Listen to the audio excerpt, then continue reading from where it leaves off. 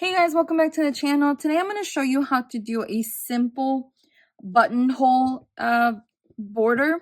I'm trying to figure out mostly I'm doing the swatch to figure out the spacing for my cardigan to see if this is going to work out. So that's what I'm going to be working on, and yeah, I'm just going to take you along the ride with me. So we're going to start off with multiples of 8 plus 5. So I have 21 chains right here.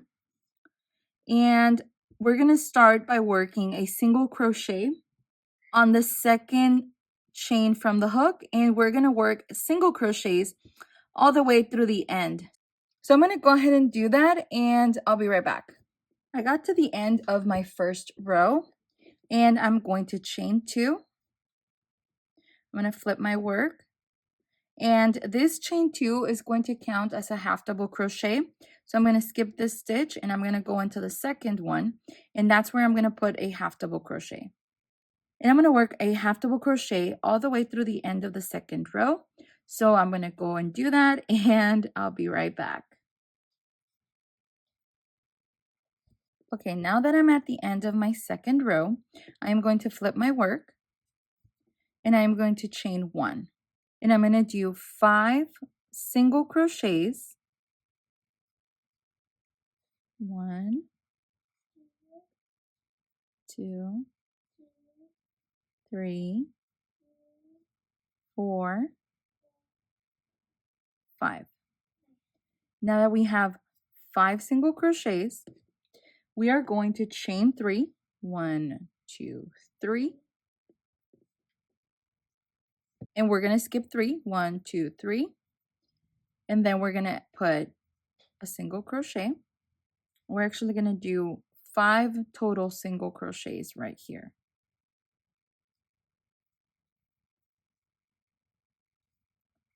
This is number 4. 1, 2, 3, 4. Okay, one more. 5. And we're going to do the same thing. Chain 3. Skip 3. 1, 2, 3. And once we get to the end, we're going to put 3 single crochets. Because remember, this chain 2 counts as a half double crochet. So we're going to put a single crochet right there too. So that's how we have the buttonhole, but we have to keep working over here so that this doesn't stretch out too much, and it just helps it look neater. This looks a little wonky. I know I didn't miss a stitch, but yeah, it looks a little bit wonky. I don't know if it's my tension here. I don't know if it's because the way I'm holding the yarn, but I did not miss a stitch here. This is a chain 1 that is supposed to be there because I have the right count. So I know I didn't miss a stitch here. Maybe I should have done this a little bit tighter so it doesn't look too out of shape or out of place. But anyways, going to the next row, we're going to chain 2. 1, 2. And that's going to count as a half double crochet. We're going to add a half double crochet on the following stitch.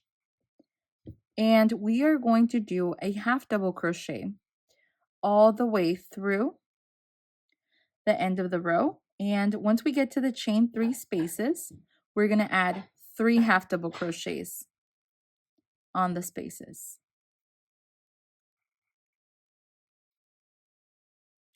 And then 5 right here because we have 5 single crochets in the middle. And we are going to continue that way all the way to the end of the row. So let me go and finish that, and I'll be right back. All right, now we're going to add a single crochet. We're going to chain 1. We're going to add a single crochet here, and we're going to just basically do a single crochet for the entire row.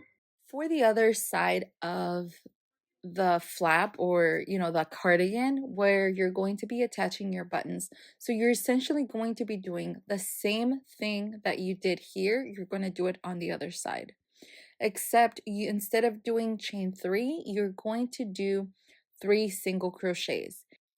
And that is essentially where you're going to be sewing in your button. The good thing about this pattern is that if you for example, had a bigger button, you could definitely customize it. Instead of chaining 3, you could chain 4. If you had a smaller button, you could chain 2. Now, you actually have to take in mind the kind of yarn that you are using. If you're using a regular number 4 yarn, you could probably get away with chaining 3. But keep that in mind. That is why it is so important to do a little sample like I did. With this sample, I basically just grabbed it and measured along my cardigan. Now, I did it when I was wearing it because the kind of cardigan that I'm doing, it almost opens up in a V shape at the top.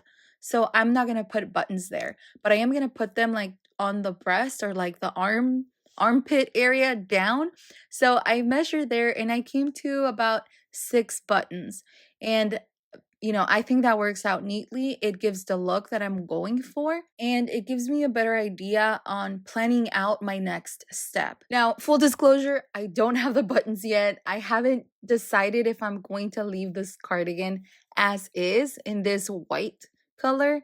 I'm not very fond of white cardigans, not because they're ugly or anything. It's just that this particular cardigan, I don't know, I'm too messy to wear white. And because of that, I don't have the buttons yet, but now that I know the measurement of the slit, I can measure it and look for buttons. Like maybe I'll just look it up on Amazon and get the dye if I do decide to dye it.